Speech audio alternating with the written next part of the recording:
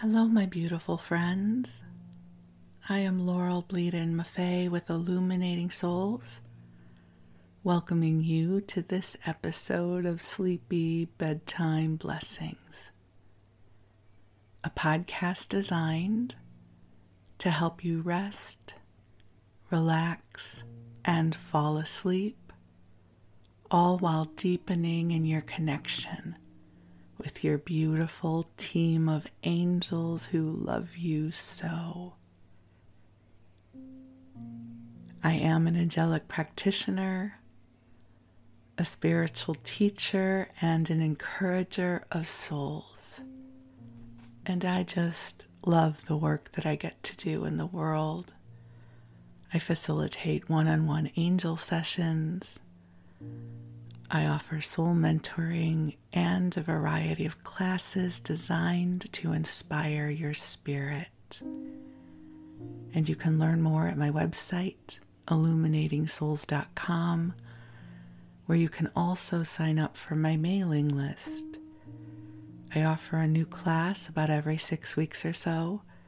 I try to mix it up, so there will always be something interesting for you to join in on. My classes tend to be small, so you'll have plenty of time to connect with others who love this work and love connecting with the angels. So swing on by my website when you get a chance and make sure you're on my mailing list. But for now, the angels and I are here to co-create a beautiful space of sanctuary and love, where you can rest, replenish, and connect with the divine support that is here for you. Plus, get a wonderful bedtime story to help you drift off. As I record this, it is early morning. The sun is just getting ready to rise, and that means the birds in the neighborhood are singing the sun awake. So you will hear bird song at some point, likely in the next hour. And so just go with it if you hear it. If there's anything louder than that, I will edit it out so it does not disturb your sleep or your rest. So this podcast is a mashup of two of my favorite forms of self-care. I have more than just these two, but these two I weave into this podcast, which are connecting with the angels and also listening to a sleep podcast, which I do every single night. As of this recording, the sleep podcast that I am listening to is The Sleepy Bookshelf, and its host Elizabeth is presently reading The Enchanted April. I think it must take place in the 1800s or the early 1900s. I'm not really quite sure, but these two women who are in England, each of them read this advertisement for a castle or a villa in Italy that sounds just lovely. And the two women don't know each other well, but they decide that they are going to go in on a month's rental in this villa, and two other women join in with them. And honestly, I have not gotten very far in the podcast because I keep falling asleep. I've been trying to listen to the first episode for a couple nights now because I actually couldn't get through the first episode to start with. And so I skipped ahead. And now I'm so enchanted, I really want to hear the whole thing. So it works because I keep falling asleep and I have to keep going back to see how much of the episode I remember. So I love sleep podcasts. I have a wonderful relationship with them. And I also listen to this one. I love listening to my own sleep podcast because I'm creating just what I would want to listen to, which is nice. This podcast has two components. The first one is this one, where usually we'll talk about something on our spiritual journey. I'll bring in the angels for you. And then the second part is when I tell you a story, maybe from my own life, or I read to you something that's in the public domain, or I mix up the two. I know for some of you, you have shared with me that your favorite part is this first part when I bring in the angels.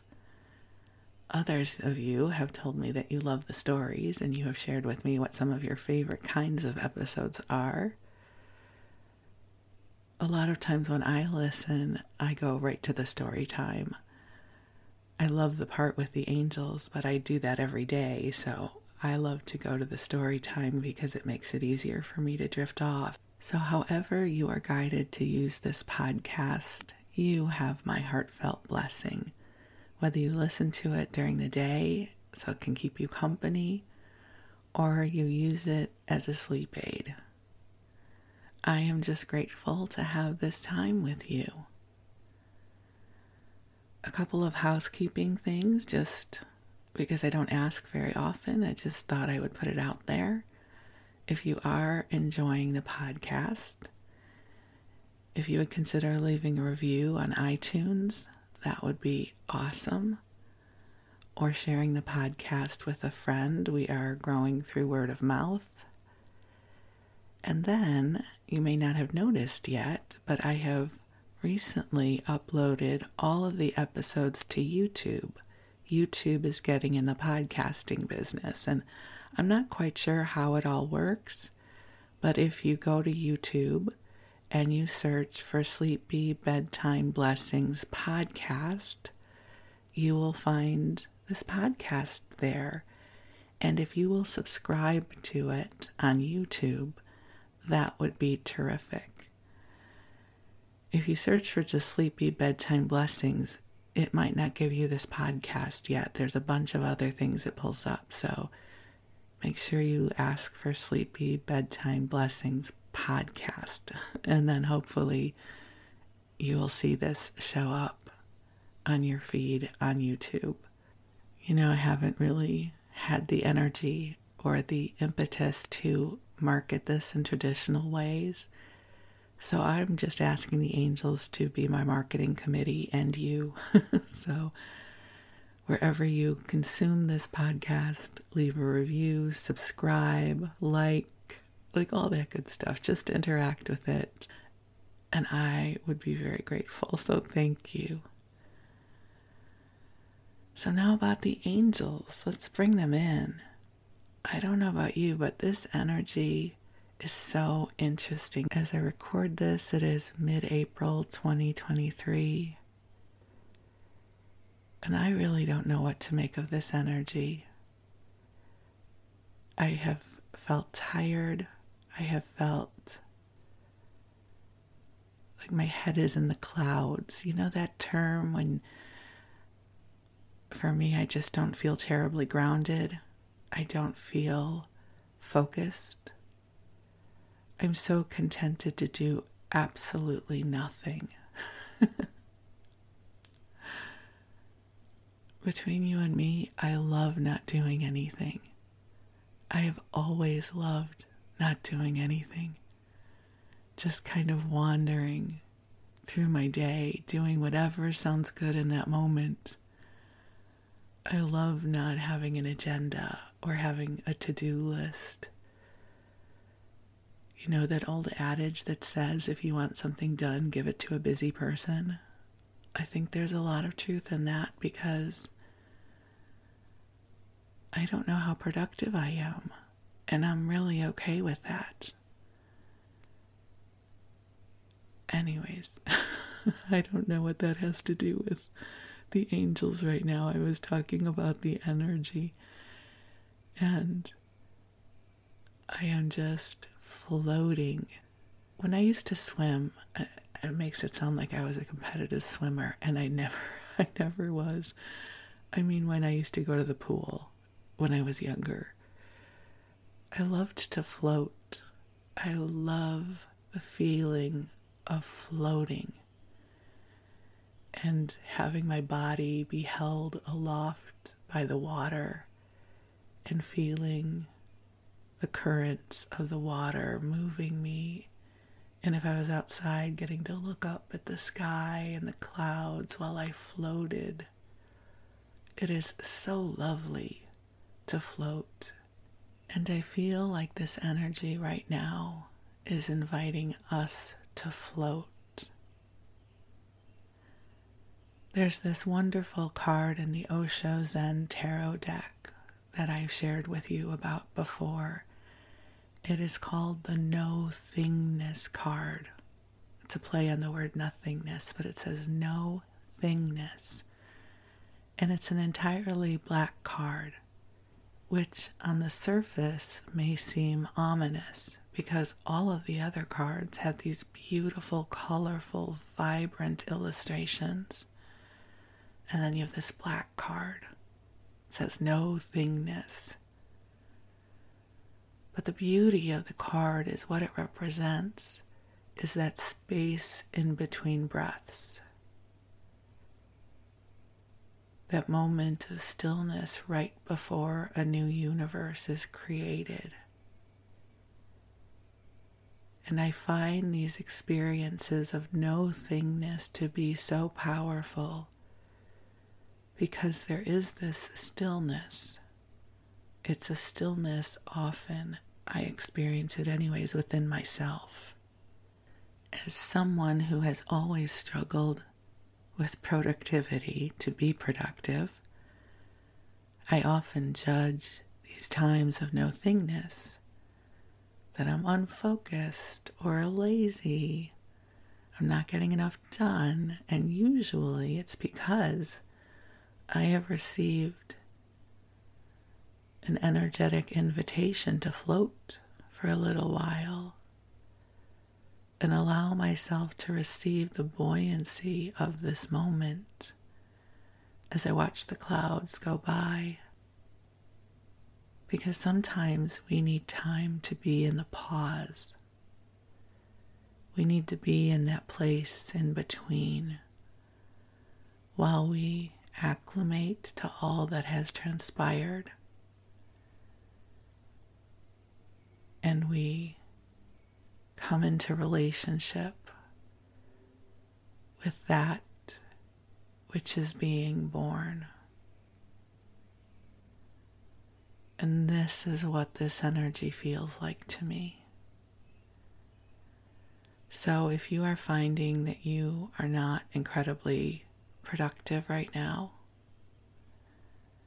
if you're feeling a bit overloaded and you're not sure what to do next, give yourself permission to be in the no-thingness, to be in the space in between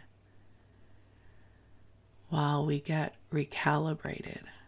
So now feels like a wonderful time to bring the angels in. They're already here, but I love the ritual of bringing them in with you. So, my dears, I invite you to get really comfortable in whatever way you can and to take some nice deep breaths in and out as we gently call ourselves forward into the heart of God. And beautiful angels on high, I invite you to join us here. And I ask you to infuse this broadcast with waves of love, waves of understanding, waves of healing, and waves of light and service to our beloveds who are with us now. I ask that you bring in a gentleness to help us be present in the circumstances of our lives with a gentle focus so that we can bring in peace of heart, knowing that this moment right here and right now is blessed with divine love. So dear ones, just take some nice deep breaths in and out. And imagine, Visualize allowing it to be so that your angels are filling the space you are in with a soft pink light that is filled with divine love that has been calibrated just for you. That in this moment, everything you are is loved. You are precious in this world. And your angels are helping to clear away your fears and your doubts, helping to clear your energy field of anything that does not belong to you.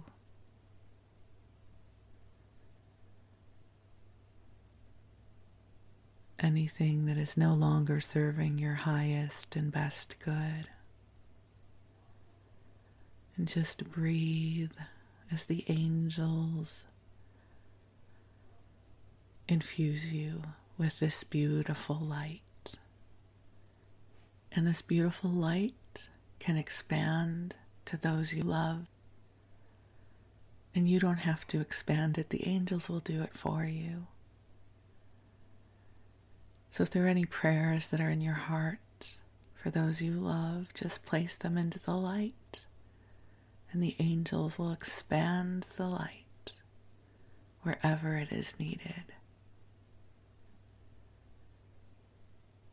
And the angels are asking you to be gentle with yourself right now. There's more transpiring than you know.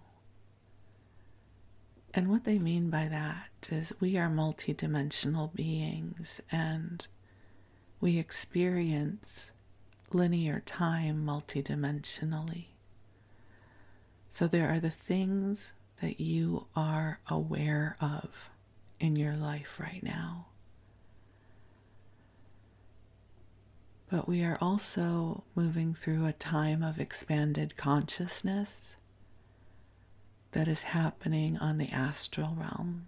So we are not consciously aware of what is transpiring.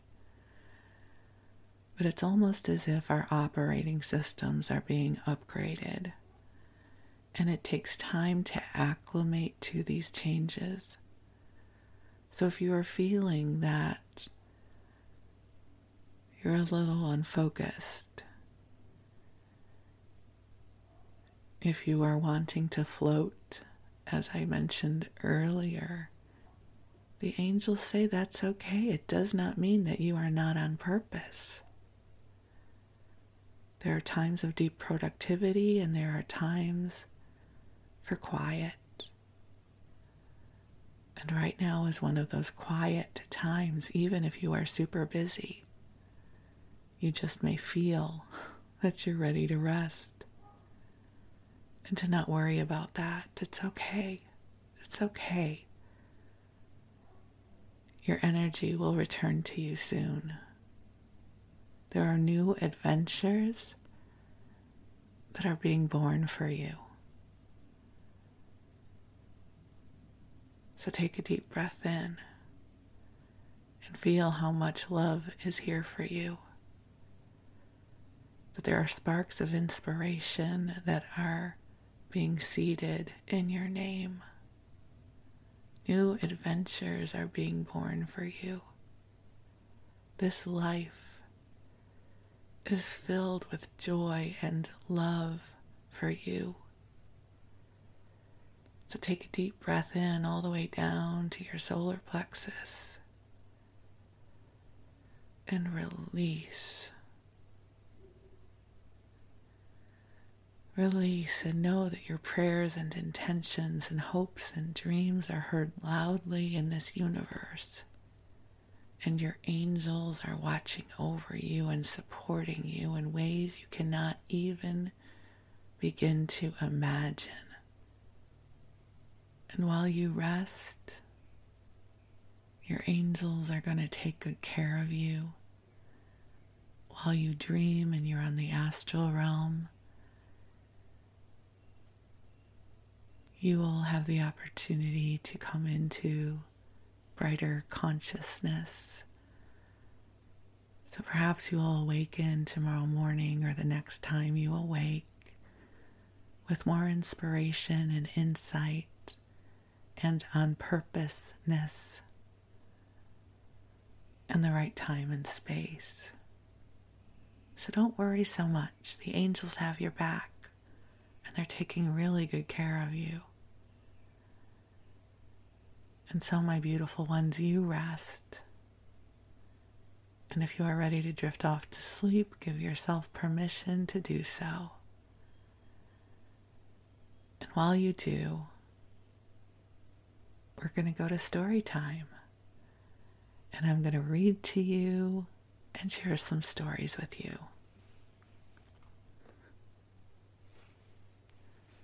So for tonight's story time, I'm guided to share with you about one of my favorite places in Los Angeles, which is the Huntington Library.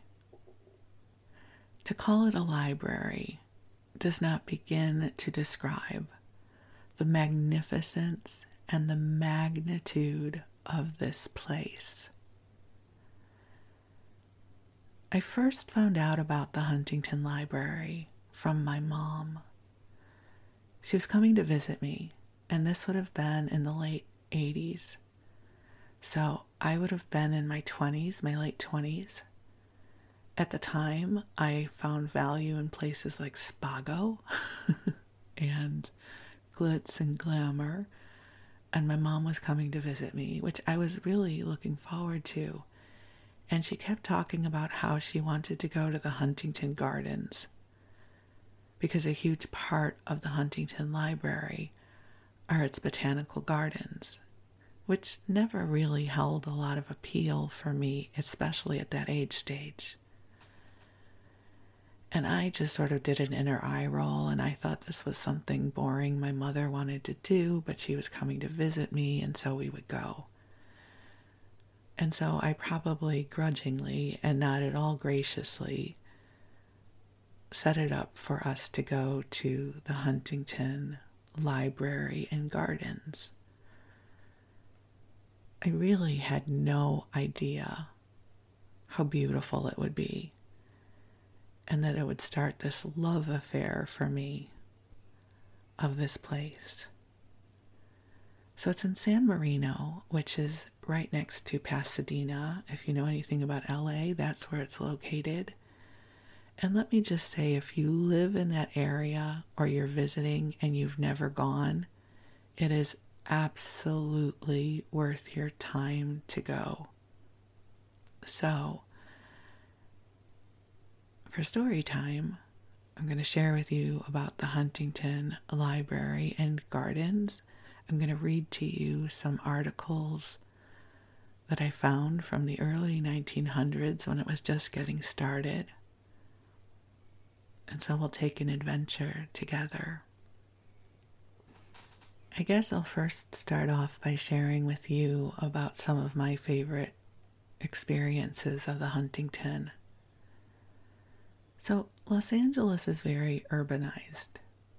Real estate is very expensive, and so it is not easy to find wide expanses of nature in Los Angeles. I mean, you can go hiking up in the mountains, you can make it to the beach, but it's very, very crowded.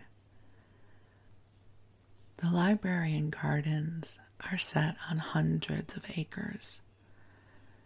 And there are different gardens: a rose garden, a Japanese garden, a lily pond. And just as an aside, can you hear the birds? So lovely. Makes me it's such a happy sound. So if you hear them, it's just perfect because we're talking about botanical gardens. And one of the things that I loved so much were huge rolling hills of beautifully manicured grass. With the drought and everything, I don't know if that's still the case, but back when I used to visit, there were just lots of green grass, which we didn't see very often in Los Angeles unless you went to a golf course. And then there are different buildings for various exhibits. the Huntington Library itself is a world-famous research library. Many rare manuscripts, lots of research material. And then there are the paintings that are in the art galleries. And then there's the rare furniture in another gallery. And just so it's this feast for the senses. So on a warm day, you can be outside in the gardens. And then if you need air conditioning, you can go inside and look at rare manuscripts or paintings. And I will also say, since you know that I'm heavily imprinted with food, they have an amazing tea garden where you can go and have high tea, which was always one of my favorite things to do, was to go and have high tea at the Huntington and then spend the rest of the day wandering in and out of the various buildings and exhibits and gardens. And it's a real feast for the senses. So one of my favorite places to go when I'm in Los Angeles. I haven't been there in many years, but hopefully I'll get to go again at some point. So if you are going to Los Angeles and you're looking for just a really magnificent adventure, I highly recommend going to the Huntington. So I have quite a few articles to pick from. I'm going to start with one that was published in 1922 in a publication called The World's Work. I don't really know what that publication is, but it had this article that I'm going to share with you. So it's called The Treasures of Time, What Henry E. Huntington Has Given the People of Literature and Art of the Past and Present. And this is written by Wilbur Hall. I also should add in, and this will come out in the articles, that Henry E. Huntington was a railroad magnate, and he was a collector. He spent a vast amount of his fortune creating these libraries, and he wanted to create this space where the public could come, where they could research and they could see beauty. And so this is part of his legacy, which I think is so remarkable. So here we go. I'll read to you this article. On a sloping hillside overlooking the San Gabriel Valley in Southern California, in a simple, permanent, classic building, which is not simple anymore, there is, well, maybe it is still simple, but I think of it as majestic. So I don't know if they're referring to the buildings that are still there, because in 1922, this was still pretty early on. One of the other articles I have is from 1919, and it was just getting started.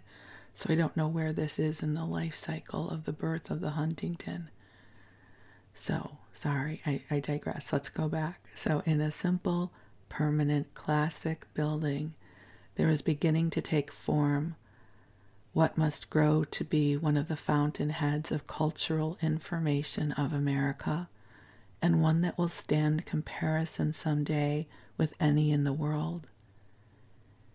It is 3,500 miles from Boston and half around the world from Athens, Heidelberg, Paris, and Oxford and Cambridge.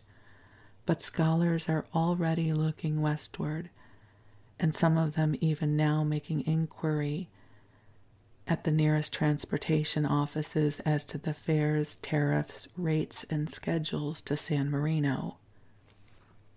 The Henry E. Huntington Library and Art Gallery is a title meaning little to the average man. If anything, he is likely to have heard of it as a repository of the best copy of Gutenberg's first Bible, or of Gainsborough's painting known as The Blue Boy. Those two treasures are only a small part of that already assembled at San Marino. But the important and new thing is that the Huntington Library, which its owner has recently made over to the public in fee simple and in perpetuity, is to be something infinitely greater and more important than a collection of literary or art oddities and uniques. As the latter, this collection is now well known to connoisseurs and experts all over the world. In spite of the money already invested by Mr. Huntington, his collection of pictures still falls short of some others both in extent and importance. Similarly, there are a few libraries of rare and first edition and manuscript volumes greater and more valuable, as for instance those of certain universities and that of the British Museum. But if Mr. Huntington had been purely a collector, with no definite plan or system in his acquisitive adventurings, he would still stand among the best and most successful in the world. So that there is kudos of that sort, enough and to spare.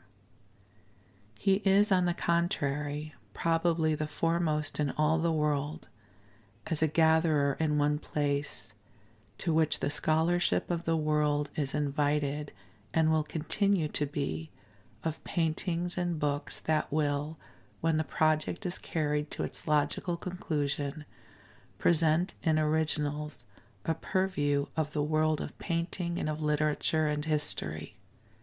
In short, Mr. Huntington's plans is to begin with the beginnings of such subjects as he has selected, and to go on until he has brought those subjects down to date.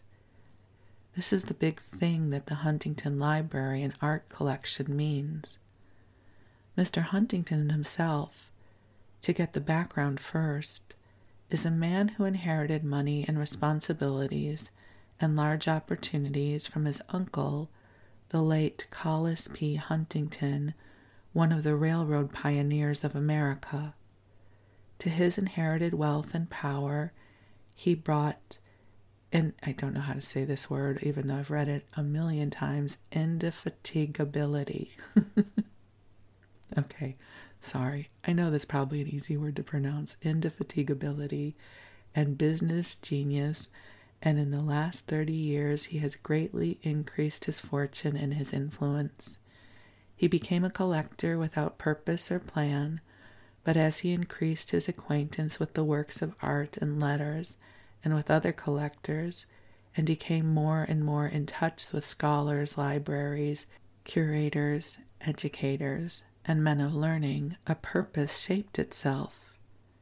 He found, what we all know, that any man of sufficient means and prodigality, prodigality, as I've said in these episodes before, I don't think these were ever made to be read out loud. So if I make mistakes, forgive me.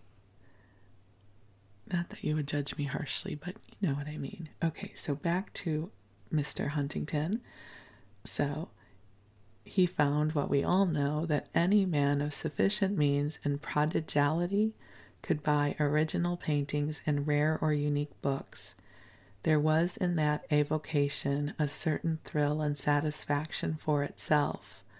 But being a businessman of peculiarly constructive and imaginative sort, he soon observed that this thrill and this satisfaction were pretty puerile things. To want a picture because it was talked of and cost a great deal, and to wade in and purchase it was as mechanical and prosaic as buying a corner lot.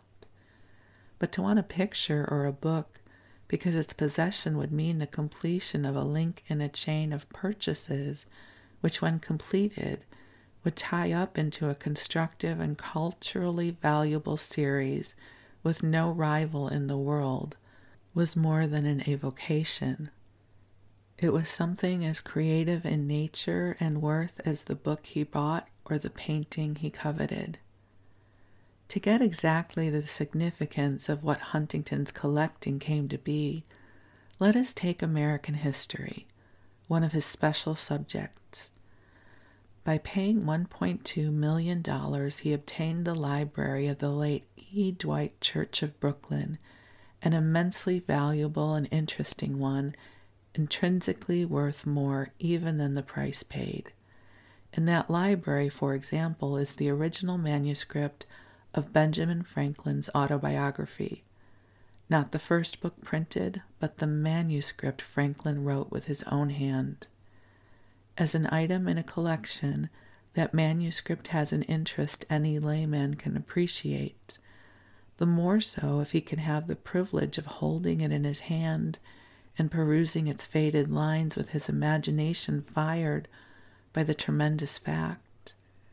But as Mr. Huntington's purpose grew, he found a new significance in the possession of that manuscript by adding to it documents, manuscripts, and rare books written or printed before and after Franklin's time. The Franklin script became part of a perfect entity, that is, the most complete available collection of the original sources of all American history.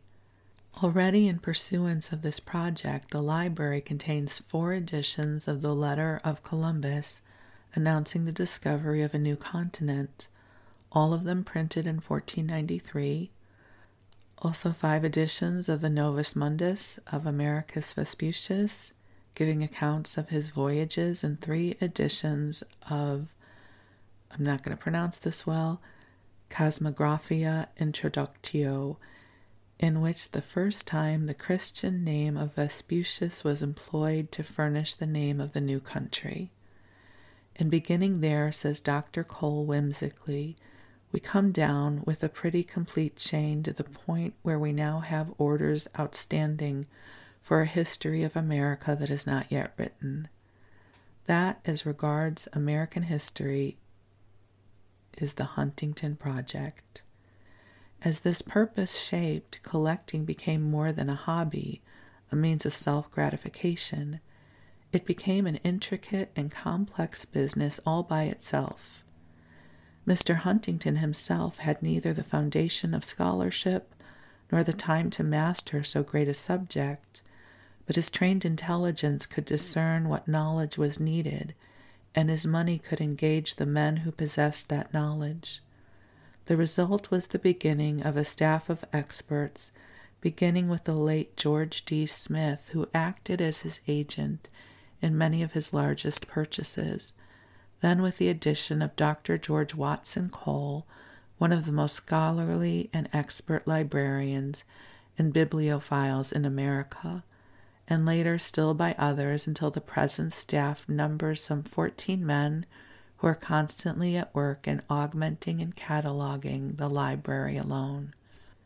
Meantime, Mr. Huntington's collection of paintings has been growing because of his interest in the world's best art and because of his desire, which he has in common with his wife, to possess as many as possible of the masterpieces. There is not precisely the same plan in the art collection, but what it will represent when completed will be a wide and varied, if somewhat diffused, purview of the world of painting from the times of the earlier masters to comparatively recent days. The possession of 10 Romneys, 6 Gainsboroughs, originals from the times of the early Italians to the time of Monet, with, for example, and not to mention the widely heralded purchase of the Blue Boy, some 40 English portraits of the English school, and such a collection of etchings as very few galleries possess, entitles a man to consideration as a collector. The fact that most of these he chose himself, the fact that some of them he learned of and sought assiduously until they were his own, and the further fact that he knows the reasons for the intrinsic worth of all these works, these facts entitle Mr. Huntington to be considered as a connoisseur. He is very modest on this last point, very modest, in fact, deprecatory, but others press the distinction upon him. To catalogue either the books or the paintings Mr. Huntington has acquired would be an endless employment of space. Is it enough to say that his investment in pictures runs past $5 million, and in books twice that sum? Originally, these treasures were housed in the Huntington home in New York City, but most of his fortune had been made in Southern California. He was and is an ardent lover of its country and its people, and he there owns a magnificent estate and residence. Eventually, therefore, it was toward his country seat at San Marino, some 12 miles from Los Angeles, that he turned as the spot where he would build the treasure house for his prizes. The San Marino estate comprises 500 acres of the most beautiful and valuable foothill land of Southern California. For years, its owner had been improving it, first with a very complete and beautiful mansion, then with roads, walks, gardens, lawns, parks, preserves, fields, and outbuildings, and then with trees, ferns, shrubs, grasses, and flowers from all over the world, then with statuary, fountains, and art objects of rare nature and wide variety, almost everything that will grow in a temperate climate, and many plants that are unusually found only in the tropics are on the San Marino estate. Its beauty is beyond words, beauty of setting, beauty of plan, beauty of adornment. To say that it is one of the show places of America is to be conservative. Its value under the hammer of the auctioneer probably approaches $2.5 million. And this was in 1922. On high ground near the residence, Mr. Huntington built a permanent and fitting temple of art. A classic building, simple, chaste, imposing, and perfectly adapted at once to its purpose and to its surroundings. Into this he arranged to put the necessary mechanical devices for handling pictures and books, the lighting fixtures, the skylights, the book stacks, the filing cabinets, the bindery equipment, and so on and so on. Hundreds of thousands of dollars to get back to comprehensible terms again. Then with his priceless books and paintings, coming by the trainload with Dr. Cole as his librarian, developing a staff with the building being prepared, and with the plan working towards its end smoothly, without preliminaries and without strings, Mr. Huntington suddenly announced, within a few weeks now, his gift to the people of the whole estate, and all of its equipment with the library and art collection. Unquestionably, it is one of the most magnificent benefactions of all time. But aside from that, as an addition to the world's cultural centers, it is of value beyond comprehension or estimate. Only time can determine what it will come to mean to the scholarship and culture of America. The exact term of the trust are now known. A board of self-perpetuating trustees has already taken over the library building and sufficient ground to make the place convenient of access to the public, with all the art treasures and the library, and with a park in which lie a beautiful Japanese garden and a unique cactus collection, a magnificent gift in themselves.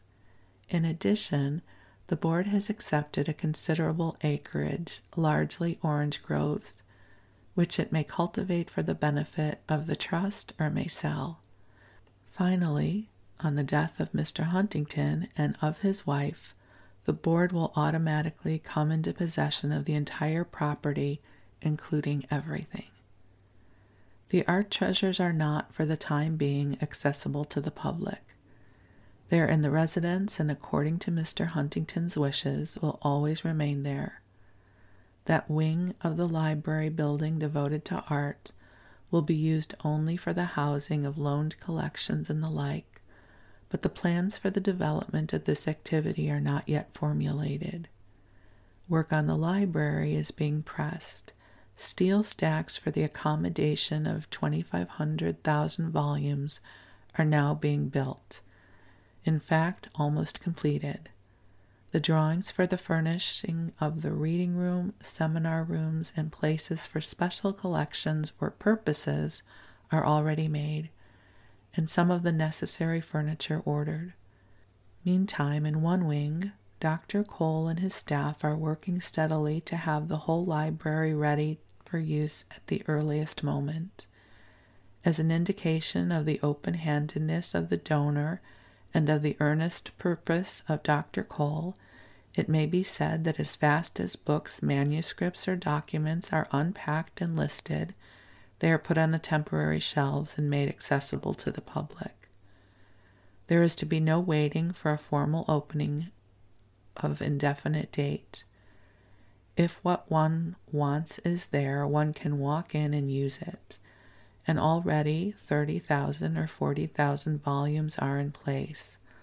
The whole library comprises about 120,000 volumes and documents, and that total is being daily increased by new purchases. And I will just add that in these days, not just anyone can come in and get a book off the shelf. It is open to scholars from around the world. So there are some rules in place about who gets to use the library, but they are still contributing in a profound way to what is available. So I'll continue reading. As a medium for opening to universities, learned societies, and scholars everywhere, inaccessible treasuries of rare or unique books, there is a new process made an integral part of the Huntington Library plan of the utmost importance. A complete photostat plant has been installed in the building, and by paying the comparatively nominal cost of the work, anyone may procure a facsimile copy of any page or series of pages, or book or edition of books, or a manuscript or document of any kind or nature which is in the Huntington collection. I mean, that's pretty cool and ahead of its time for sure. This means that the scholar in Assyria is able to share with the scholar at the University of California or in the San Marino public school the valuable privilege of examining original documents and going to original sources without the interposition of editors or publishers or translators. For example, the library is now engaged in preparing for Oxford University photostat copies of 3 volumes published by the Oxford Press 3 or 4 centuries ago, which the University of Oxford does not possess, but which Mr. Huntington has acquired. By interchanges of this character, moreover, the Huntington Library will presently have added to its originals photostat copies of unique or rare books it does not have, but which others do. It is difficult to realize that original manuscripts and first editions of letters and books of men long dead are in existence today. Little imagination is required to experience the thrill of touching the pages of Chaucer's Canterbury Tales, penned by a scribe soon after his death, of 4 letters written by King George III, in which he acquiesces in the project to grant independence to the American colonies, of pages written by Washington and Jefferson, Franklin's autobiography already mentioned, the journal of Major John Andre, and the letters of Benedict Arnold, of books as they came from the presses of the 16th century, and of books made as gifts far back in history, such as a prayer book given his daughter Margaret, wife of James IV of Scotland, by King Henry VII of England, and so on. The tale runs endlessly. Dr. Cole calls attention to a significant fact in this connection. Because of the Great War and its effect on the fortunes of many ancient English families, there have been offered for sale in the last 5 or 6 years libraries and art objects or collections theretofore considered sequestered for all time. Mr. Huntington has profited by those conditions, and through him the world of scholarship. For example, he purchased in 1917 the Bridgewater House Library, founded in the reign of Queen Elizabeth by Sir Thomas Egerton, and that would be Queen Elizabeth I. Those who succeeded to the possession of the estate added to the wealth of this collection. The war came, and the exigencies of the times compelled the present family to dispose of its proud acquisition.